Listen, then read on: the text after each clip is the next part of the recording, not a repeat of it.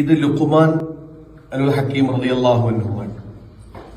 വിശുദ്ധ ഖുർആനിൽ ഒരു അധ്യായം തന്നെ ഈ മഹാനുഭാവനെ പറ്റി അല്ലാഹു തആല പറഞ്ഞിട്ടുണ്ട്. സൂറത്തുൽ ലുഖ്മാൻ. അതിനകത്ത് നബി സല്ലല്ലാഹു അലൈഹി വസല്ലമ തങ്ങൾ ഫാത്തിമ ബീവിക്കോ മറ്റ് മക്കൾക്കോ കൊടുത്ത ഉപദേശമൊന്നും ഖുർആനിലില്ല. നബിതങ്ങൾ ഫാത്തിമ ബീവിക്ക് കൊടുത്ത ഉപദേശമോ നബിതങ്ങൾ റുഖയ്യ ബീവിക്കോ ഉമ്മു കുൽസൂമിനോ ആർക്കും കൊടുത്ത ഉപദേശങ്ങൾ ഖുർആനിലില്ല. പക്ഷേ ഈ ലുഖ്മാൻ ഹക്കീം തങ്ങൾ തന്റെ പ്രിയപ്പെട്ട മകന് കൊടുത്ത ഇത് ഖാല ലുഖ്മാനു ലിബ്നിഹി വഹുവ യഅലുഹു, ലുഖ്മാൻ ഹക്കീം തങ്ങൾ മകന് കൊടുത്ത ഉപദേശം എന്ന് പറഞ്ഞ ഖുർആനിനകത്ത് അദ്ദേഹത്തിന്റെ മകന് കൊടുത്ത ഉപദേശങ്ങൾ കാണാം. ഇത് വലിയൊരു ചരിത്രമുണ്ട്. ലുഖ്മാൻ ഹക്കീം റളിയല്ലാഹു അൻഹു അടിമയായിരുന്നു. ലുഖ്മാൻ ഹക്കീം റളിയല്ലാഹു അൻഹു അടിമയാണ്, കറുത്ത വർഗ്ഗക്കാരനാണ്.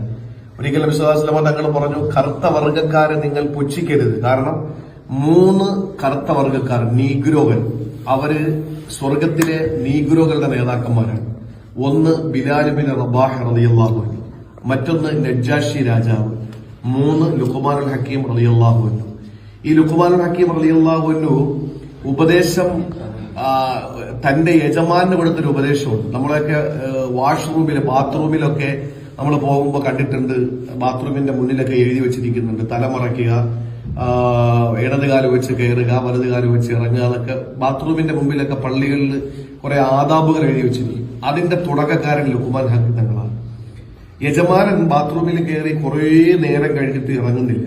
അങ്ങനെ വന്നപ്പോ മഹാനവറുകള് പുറത്ത് നിന്നിട്ട് പറഞ്ഞു, യജമാനോട് പറഞ്ഞു, ഈ ബാത്റൂമിൽ ദീർഘനേരം ഇരുന്നാൽ മനസംബന്ധമായ രോഗം ഉണ്ടാവും. നമ്മുടെ നാട്ടില് ഈ മൂലക്കുരു എന്നൊക്കെ പറയുന്ന ആ രോഗം ഉണ്ടാവും. അതുപോലെ തന്നെ മാനസിക വിഭ്രാന്തി ഉണ്ടാവും, കരൾ വീക്കം ഉണ്ടാവും. ഇങ്ങനെയുള്ള രോഗങ്ങൾ ഉണ്ടാവും ബാത്റൂമിൽ ഒരുപാട് നേരം ഇരുന്നാൽ എന്ന് പറഞ്ഞു. യജമാനൻ പറഞ്ഞു, ഇതൊക്കെ എന്നാൽ ഒന്ന് ജനങ്ങൾക്ക് ഉപകരിക്കട്ടെ, ഒന്ന് എഴുതി വെച്ചുകൂടി എന്ന് ചോദിച്ചു. ഒരു കരിക്കട്ട എടുത്ത് ബാത്റൂമിന്റെ മുന്നിൽ അദ്ദേഹം എഴുതി വെച്ചു. അതാണ് ഇതിന്റെ ബേസ് എന്ന് പറയുന്നത്.